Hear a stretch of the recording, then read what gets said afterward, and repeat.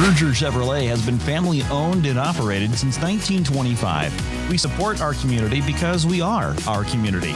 For nearly 100 years, Berger Chevrolet has been dedicated to supporting small businesses, nonprofits, and charities in our community. Through our Berger Gives Back campaign, our employees have raised awareness, provided funding for programs that give back, and supported locally owned businesses. We are proud to partner with Fox 17 to sponsor We're Open West Michigan. Learn more at bergerchevy.com. All right, ever want to just get away to a tropical space, sipping on a Mai Tai, enjoying some great food too? Okay. Well, you don't need a plane ticket, Todd. Okay. Just head to downtown Grand Rapids. That's what I did. That's where you're going to find a destination location. Folks all over the country, all over the world are coming to see this place. Join us as we visit Max's South Seas Hideaway.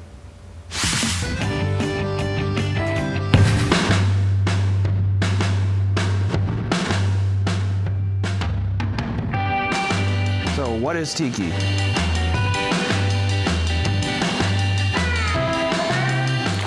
It started as a restaurant in Southern California in 1933 called Don the Beachcomber.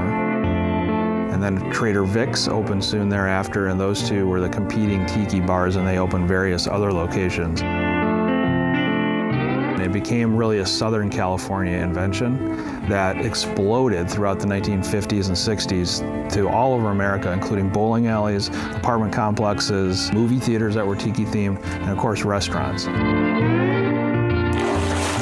And then it kind of really died out in the 70s and 80s. And there's been now a strong, very strong resurgence in the past 15, 20 years. Well, tiki culture is people that love artwork. As you can see in here, there's a lot of interesting artwork, and it's also a mix of people that like to dress up in Hawaiian shirts or dresses and kind of pretend that they're having an island escape even though they're in Grand Rapids, Michigan. The whole goal that we have at Max's is to make people feel like there is no outside world, like you're walking into an alternate reality where you forget that outside even exists. So in February or December in Michigan, when it's cold and nasty outside, you just forget about all that when you're in here. It's warm and it's always twilight, it's always happy hour.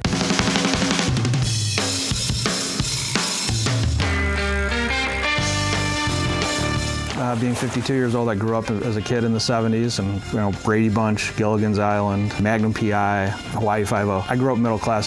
My parents didn't have money to travel to Hawaii, so it always seemed like such an exotic thing, and I saw it on TV, and Brady Bunch kids went there, and it was my favorite episode. It just kind of was somewhere down in my psyche that I love that kind of Polynesian escapism. And as I developed a career as a restaurant bar owner, I said to myself, someday I'm going to start a tiki bar. All the stuff that's on the walls is from my personal collection. And I've been collecting it for years, going to tiki bars all over the world, not just California, but in Paris and Australia and London and all over the United States. And so I kind of had a mental database of what I wanted it to look like. And I had the artifacts and the artwork. A lot of the artwork and artifacts in here are vintage from old Trader Vic's, Don the Beachcomber, Kona Kai, Kon Tiki, old chains of tiki bars that used to be popular in the 50s and 60s. And most of those are now gone, but some of the artifacts got salvaged. And I'm talking about wood carvings. So if you walk around the place, you'll see a lot of carvings. And that's kind of the classic tiki thing, is wood carvings in a kind of a Polynesian style. The most famous piece that we have in here is the Kona Kai Philadelphia frigate bird, which was a giant 10-foot tall bird statue that sat above the entrance to the Kona Kai Philadelphia from 1955 to 1982 when the place was torn down.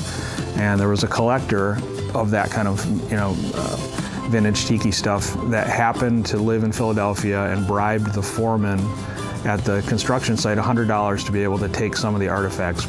Well, they were just going to destroy everything. And he salvaged that bird, and then I was able to purchase it from him many, many years later. When you come in, you kind of have to look around closely, and in fact, you usually have to come in several times to kind of catch everything. There's so many little knickknacks here, but one thing up there in the rafters, of one of the huts is the creature from the Black Lagoon. So when I was designing this place, I wanted there to be a lot of little separate cubby holes and little areas that groups could kind of, again, this is kind of an escape from reality here, right? So that's why these cubby holes and these what we call huts are for small groups of 4 to 8 people who want just a very private experience, and yet they're within a restaurant that has 100 and some people. Our best-selling drinks are the Painkiller, which is kind of a coconut-based rum drink, and then the Mai Tai, which has more of a sour, almost a sour-sweet mixture. So our most popular dish is the Poo Poo Platter, which has crab rangoons and egg rolls and some other things on it, ribs. And we also sell a lot of fish here, so we have a lot of seafood items. And then crab rangoons, just as a side item, is a very popular dish. But our menu is Polynesian, Asian, American mix, okay? Because that's what tiki is. There's also a little bit of Caribbean in there. And tiki is a mixture of all those things. It's an invention of the United States, and the tiki bar is.